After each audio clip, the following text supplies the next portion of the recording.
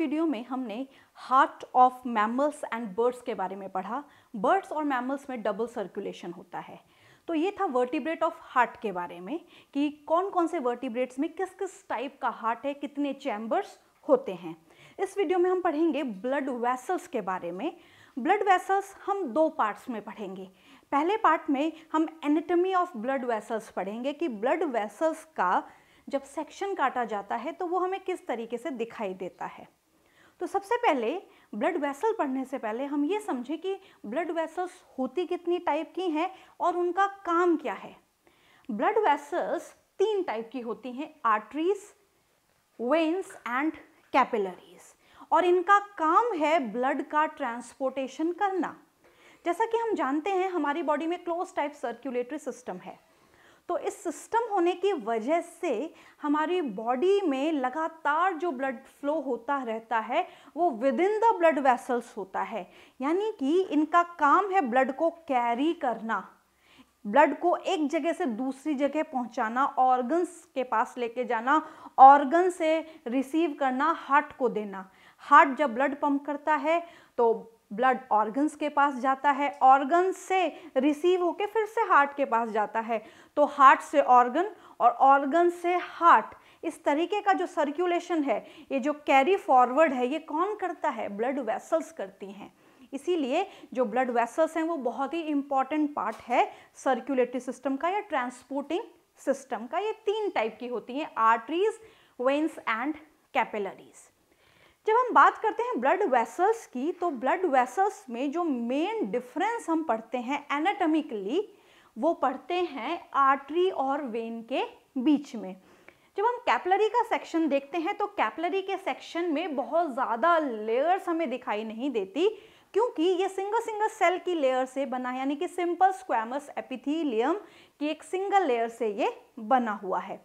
तो यहाँ पे इस वाले स्ट्रक्चर में हमें बहुत ज़्यादा कोई डिटेलिंग करने की ज़रूरत नहीं रहती, क्योंकि बहुत ही सिंपल स्ट्रक्चर है। तो मेन कंसर्न हमारा यहाँ पे कौन है? आर्टरी और वेन। तो हम शुरू कर रहे हैं कि जब हम एनाटॉमिकली किसी चीज़ को देखते हैं तो वो चीज़ हमें कैसी दिखाई दे रही है। एनाटॉमिकली का मतलब है इंटरनल स्ट्रक्चर उसका कैसा है। तो ये है आर्टरी और ये है वेन। जब हम इसका सेक्शन काटते हैं तो इसके सेक्शन में हमें तीन लेयर्स दिखाई देती हैं।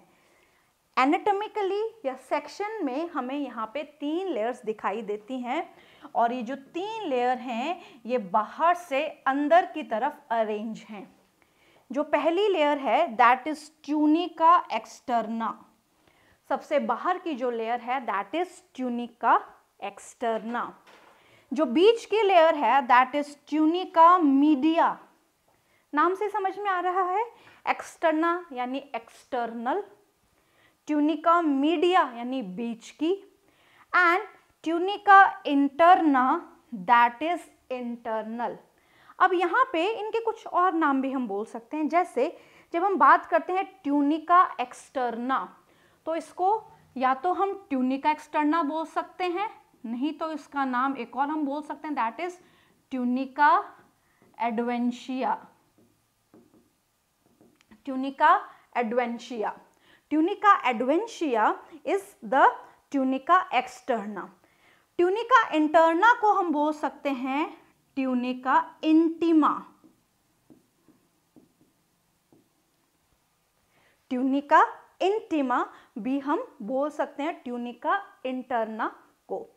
अब जब इनकी स्टडी करते हैं तो इन लेयर्स से ब्लड वेसल्स को फायदा क्या है, किस टिश्यू से ये बनी है, उसकी डिटेलिंग हम करते हैं।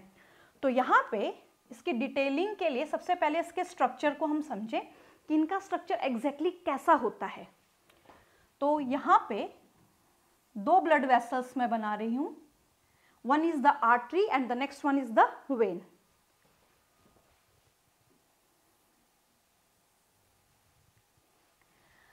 यहाँ पे ये जो दोनों ब्लड वेसल्स हैं इनमें तीनों लेयर्स हैं। तो यहाँ पे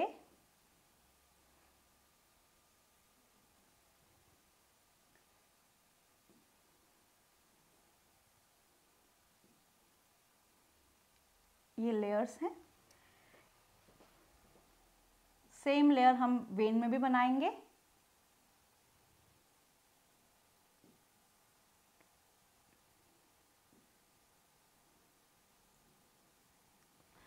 तरीके से हमें लेयर्स दिखाई देती हैं। अब यहाँ पे ये लेयर्स कैसे हैं, इनका नाम क्या है, नाम हम ऑलरेडी पढ़ चुके हैं एक बार, तो एक बार फिर से लेबलिंग कर देते हैं। ट्यूनिका एक्सटर्ना और tunica adventitia, that is the outermost layer, this one, in both artery and in vein. This is artery and this one is vein. दोनों में प्रेजेंट है ट्यूनिका एक्सटर्ना और एडवेंशिया। बीच की layer tunica media, that is the middle layer. बीच की layer ये भी दोनों में है, आर्टरी में भी है और वेन में भी है। And the internal layer is tunica interna और इंटिमा, ये आर्टरी में है और ये वेन में भी है। तो ये तो हो गया एक सेक्शन जो हम देख रहे हैं एनाटॉमिकली, यानी कि हमने आर्टरी और वेन का सेक्शन काटा और सेक्शन हम बाहर से अंदर की तरफ देख रहे हैं, तो हमें डिफरेंट डिफरेंट लेयर्स दिखाई देंगी। अब जब यहाँ हम बात करते हैं आर्टरी की, तो आर्टरी ज़्यादा इलास्टिक होती हैं एंड नॉन कोलैप्सेबल होती है। कोलैप्स यानी कि सिकुड़ती नहीं है, ब्लड नहीं होने से ये कॉन्ट्रैक्ट नहीं होती, इनमें कॉन्स्ट्रिक्शन नहीं होता। रीज़न क्या है कि जो आर्टरी है वो ज़्यादा इलास्टिक है और इनकी इलास्टिसिटी के दो कारण हैं। इसमें जो इलास्टिसिटी है वो इलास्टिक लेयर के कारण है। यहाँ पे दो एडिशनल लेयर प्रेजेंट हैं जो इनमें इलास्टिसिटी देती हैं। तो पहली लेयर जो कि मीडिया से एसोसिएटेड है, ट्यूनिका मीडिया से एसोसिएटेड है, एक तो ये लेयर हो गई, ये इलास्टिक नेचर की है, और एक प्रेजेंट है ट्यूनिका इंटरना के साथ। तो ये जो दोनों इलास्टिक लेयर्स हैं, इनके कारण जो आर्टरी है वो ज्यादा इलास्टिक और नॉन कोलैप्सेबल है। और एक और चीज हम ये कह सकते हैं कि इन दोनों लेयर्स के कारण इलास्टिक नेचर की भी है आर्टरी, और इन लेयर्स का ज़्यादा जो डेवलपमेंट है, यानी कि ये लेयर आर्टरी को ज़्यादा एडवांस बनाती है। एडवांस इन द सेंस कि ये तीनों लेयर्स या ये सारी लेयर्स आर्टरी में ज़्यादा डेवलप्ड हैं एज कंपेयर टू वेन। क्योंकि हम आर्टरी और वेन का कंपैरिजन कर रहे हैं, तो हम सिंपली ये कह सकते हैं कि यहाँ पे आर्टरी में जो डिफरेंट लेयर्स हैं वो ज़्यादा डेवलप्ड हैं। अब इनकी नेमिंग कैसे करेंगे? ये जो अंदर वाली है that is internal elastic lamina, नाम से ही समझ में आ रहा है इलास्टिसिटी देने वाली लैमिना। बाहर वाली एक्सटर्नल इलास्टिक लैमिना। तो इन इलास्टिक लैमिना के कारण आर्टरी ज्यादा इलास्टिक है एंड नॉन कोलैप्सेबल है, बट वेन उल्टी है। वेन की इलास्टिसिटी आर्टरी के कंपैरेटिव कम है क्योंकि यहाँ पे ये दो एडिशनल लेयर नहीं है। पैरेलली जो वेन्स हैं वो कोलैप्सिबल हैं। जब कभी वेन में ब्लड नहीं होता तो ये कोलैप्स कर जाते हैं, सिकुड़ जाती हैं। तो वेन का नेचर है कोलैप्स होने का and they are non elastic in nature. तो ये तो बात हो गई इसके स्ट्रक्चर की या डिफरेंट लेयर्स की। अब क्वेश्चन ये है कि ये जो लेयर्स हैं, डिफरेंट लेयर्स, ये इतने स्पेशल क्यों हैं? जब हम लेयर्स के बारे में पढ़ रहे हैं तो हमें पता होना चाहिए कि भाई ये इतनी स्पेशल क्यों है और इनमें इलास्टिसिटी का वजह क्या है। तो यहाँ पे इनका कॉम्पोजिशन अगर हम देखें किससे बनी होती हैं, तो सबसे पहले हम बात करेंगे tunica externa. Tunica externa is made up of collagen fibers plus elastin fibers। ये कोलेजन फाइबर्स, इलास्टिन फाइबर्स यानी कि लूज कनेक्टिव टिश्यू से बनी है, एंड लॉन्जिट्यूडनल मसल और लॉन्गिट्यूडनल मसल। यहां पे लॉन्गिट्यूडनल मसल भी है। तो यहाँ पे tunica externa collagen fibre, elastin fibre, longitudinal muscle से बनी है। जब हम कोलेजन और इलास्टिन फाइबर्स की बात करते हैं तो ये लूज कनेक्टिव टिश्यू का पार्ट है। नेक्स्ट हम बात करते हैं मीडिया किससे बनी है, यानी कि जो बीच की लेयर है दैट इज मीडिया, ये किस चीज की बनी है। So it is made up of smooth muscle, ये स्मूथ मसल से बनी है। एंड इलास्टिन फाइबर्स भी हैं यहाँ पे, तो हम लिख सकते हैं they are also having elastin fibres. तो यहाँ पे मीडिया जो बीच की लेयर है वो स्मूथ मसल से बनी। और ये स्मूथ मसल ऐसी मसल जिस पे हमारा कंट्रोल नहीं है, इनवॉलेंट्री मसल, क्योंकि जो आर्टरीज वेन्स हैं वो कहाँ पे प्रेजेंट है, इंटरनल ऑर्गन्स के साथ, हार्ट के साथ एसोसिएटेड है। तो हम चाहें कि कोलैप्स हो जाए या हम चाहें कि कोलैप्स ना करें, ऐसा बिल्कुल भी पॉसिबल नहीं है, क्योंकि इनका नेचर स्मूथ मसल का है। स्मूथ मसल इनवॉलेंट्री नेचर की होती हैं, हमारी इच्छा से काम नहीं करती। इलास्टिन फाइबर्स यहाँ पे भी होंगे क्योंकि यहाँ पे इलास्टिसिटी देने का काम भी ये करते हैं। Next is tunica interna. जो ट्यूनिका इंटरना है this is made up of squamous epithelium. ये स्क्वैमस एपिथेलियम से बनी है, जिसको बायोलॉजी की भाषा में बोला जाता है endothelium. Biologically it is known as endothelium. अब याद रखना हमेशा कि जब भी क्वेश्चन आए कि आर्टरी, वेन और कैपिलरी में एक कॉमन लेयर कौन सी है, सभी में एक लेयर कौन सी प्रेजेंट है, दैट इज एंडोथीलियम। सभी में प्रेजेंट होगी, क्योंकि जब हम कैपिलरी को, यहाँ पे तो हम आर्टरी और वेन को कंपेयर कर रहे हैं, जब हम कैपिलरी की भी बात करेंगे तो वो भी एंडोथीलियम से बनी है। अब एक और क्वेश्चन, एंडोथीलियम होती क्या है। जब सिंपल स्क्वैमस एपिथेलियम की बात की जाती है तो आपने अपने प्रीवियस क्लासेस में ये पढ़ा है कि स्क्वैमस एपिथेलियम कौन सी होती है, जहाँ पे सेल्स फ्लैट होते हैं, जहाँ पे न्यूक्लियस भी फ्लैट होता है। ऐसा लगता है कि जैसे फ्लोर पे टाइल्स जमा दी गई हैं। तो मान लो एक फ्लोर पे टाइल्स हैं, वो एकदम जमी हुई हैं, और उन टाइल्स को आपने ऐसे घुमा दिया, रोटेट कर दिया और एक गोला बना दिया, तो कैसे नजर आएगा। अगर आप इसको सामने से देखेंगे तो ये मान लीजिए फ्लोर है और इस फ्लोर पे ये टाइल्स का अरेंजमेंट है। इस तरीके से फ्लोर पे टाइल्स का अरेंजमेंट है। अब ये जो फ्लोर की टाइल्स हैं आपने इनको घुमा दिया और एक गोला बना दिया, तो ये घूम के और इस तरीके से जब एक स्ट्रक्चर लेंगी तो स्ट्रक्चर को ही हम बोलेंगे एंडोथीलियम। तो ये एंडोथीलियम क्या है, this is the inner lining of any blood vessel. It is इधर वेन और कैपिलरी और आर्टरी, सभी में क्या होती है, एंडोथीलियम होती है।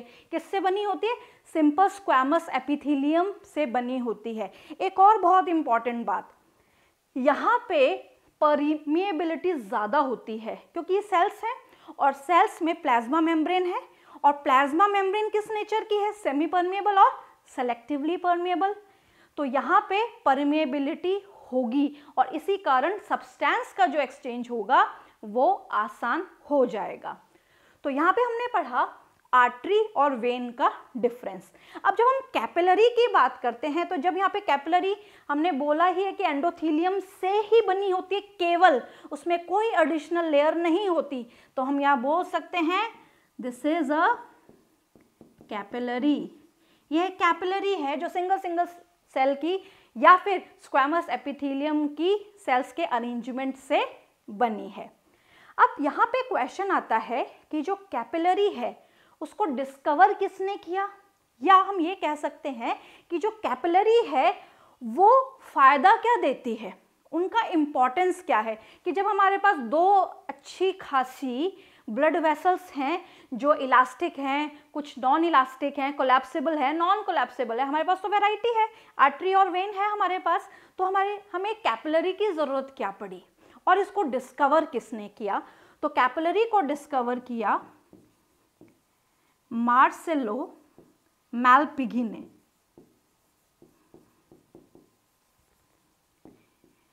Marcelo Malpighi is the name of the scientist who discovered capillary, जिन्होंने कैपिलरी को डिस्कवर किया। फायदा क्या है कैपिलरी का? ये फायदा बहुत इंपॉर्टेंट है। जब हम कैपिलरी बनाते हैं तो कैपिलरी आर्टरी और वेन को ज्वाइन करती है। जैसे ये आर्टरी है और ये वेन है, इस तरीके का सिस्टम है।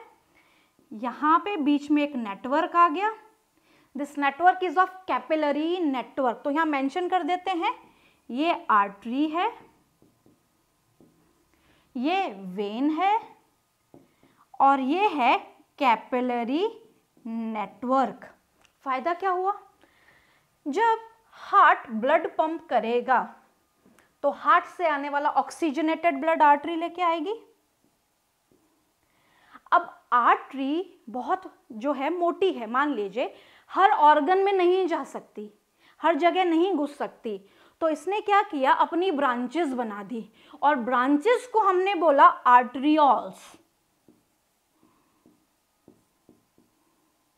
ब्रांचेस को हमने बोला आर्टरियोल्स। तो आर्टरियोल्स हर जगह गए, हर ऑर्गन में गए, उस ऑर्गन में टिश्यूज तक गए, सेल्स तक पहुंचे, क्योंकि वहां पे आर्टरी नहीं जा पा रही थी। तो यहाँ पे जो आर्टरियोल्स है that is capillary only. This is the fine branches of the artery. Artery की ही फाइन ब्रांचेस हैं। अब यहाँ पे ये आर्टरियोल्स ऑक्सीजनेटेड ब्लड लेके जा रहे हैं, इन्होंने ऑर्गन्स को दिया, सेल को दिया। अब ऑक्सीजन यूज हो गया, ब्लड बिकम डीऑक्सीजनेटेड। ब्लड कैसा हो गया? डीऑक्सीजनेटेड। और डीऑक्सीजनेटेड ब्लड को रिसीव करने वाले होते हैं वेन्यूल। सबसे बारीक ब्रांचेस वेन्स की क्या कहलाती हैं? वेन्यूल। और वेन्यूल क्या है? आगे जाके वेन बना लेंगी, बहुत सारे वेन्यूल्स जुड़ जुड़ के वेन बना लेंगे। तो यहाँ पे जो आर्टरियोल्स है और जो वेन्यूल्स हैं, इनका जो नेटवर्क बन रहा है इस तरीके से, मान लीजिए आर्टरी है और ये वेन है, तो इस तरीके से जो नेटवर्क बन रहा है, this network is capillary network. हम सिंपल सा एक बात समझें कि मान लीजिए ये दोनों में हाथ यूज कर रही हूँ, ये वाला हाथ मेरा आर्टरी का काम कर रहा है, ये वाला हाथ मेरा वेन का काम कर रहा है। यहाँ से ब्लड आ रहा है, यहाँ से ब्लड आया आर्टरी से, यहाँ पे ब्रांचेस बन गई, माय फिंगर्स आर ब्रांचेस। तो यहाँ पे ये आर्टरियोल्स हैं और यहाँ पे ये वेन्यूल्स है। तो ये आर्टरियोल्स और वेन्यूल्स जुड़े और ये वेन है। तो यहाँ से आया आर्टरी, आर्टरियोल्स, वेन्यूल्स, वेन। तो ये जो आर्टरियोल्स और ये जो वेन्यूल्स हैं, ये क्या बना रही हैं? They form the fine branches and this fine branches क्या बना रही हैं? कैपिलरी। किसकी हैं ये ब्रांचेस? कैपिलरी की। तो इस तरीके से दोनों को कनेक्ट करने का काम करती है कैपिलरी। एक और खास बात, जो आर्टरी और वेन है ये मेन ब्लड वेसल्स होती हैं। अब ये जो ब्लड वेसल्स हैं, इनको भी तो न्यूट्रिशन की ज़रूरत है, तो इनको न्यूट्रिशन देने वाली, मान लीजिए ये हमारी ब्लड वेसल है, इन ब्लड वेसल्स को की सेल्स को भी तो न्यूट्रिशन चाहिए, तो वो कौन देगा? तो ये भी कैपिलरीज देंगी। तो यहाँ पे ब्लड वेसल्स के पास भी अपना कैपिलरी नेटवर्क है, यानी कि ब्लड वेसल की खुद की कैपिलरी भी है और इसको हम बोलते हैं वासा वेरोसम। वेरी इंपॉर्टेंट लाइन, यानी कि ब्लड वेसल को न्यूट्रिशन देने वाली ब्लड कैपिलरी, दैट इज वासा वेरोसम। तो यहाँ पे हमने 3 ब्लड वेसल्स के बारे में पढ़ा, आर्टरी, वेन और कैपिलरी।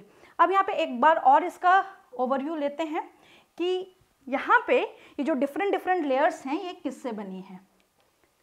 ट्यूनिका एक्सटर्ना, सबसे बाहर की लेयर, किससे बनी है? Loose connective tissue, collagen fibres, elastin fibres and longitudinal muscle. ये तीनों चीजें हम डिस्कस कर चुके हैं कि यहाँ पे कोलेजन फाइबर है, इलास्टिन फाइबर है और लॉन्गिट्यूडनल मसल है।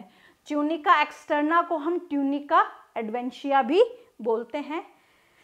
बीच वाली ट्यूनिका मीडिया किससे बनी है? Non striated muscle. Non striated muscle हमें कैसे दिखती है, स्पिंडल शेप दिखती है। इस तरीके का इसका एक मसल फाइबर होता है, न्यूक्लिएटेड होती है और इलास्टिन फाइबर का नेटवर्क भी मीडिया में प्रेजेंट है। ट्यूनिका इंटरना, ट्यूनिका इंटरना किससे बनी है, स्क्वैमस एपिथेलियम से बनी है और इसको हम क्या बोलते हैं, endothelium. Very important line, question आता है ये नीट में, ये आया हुआ क्वेश्चन है कि स्क्वैमस एपिथेलियम को ब्लड वेसल में या फिर इंटरनल जो लाइनिंग है ब्लड वेसल की या कैपिलरी किससे बनी होती है, तो दैट इज एंडोथेलियम। तो यहाँ पे हमने इस लेक्चर में पढ़ा anatomy of the blood vessel. अब ब्लड वेसल्स का काम क्या है, किस टाइप का ये ब्लड लेके जाती हैं, हम नेक्स्ट वीडियो में डिस्कस करेंगे।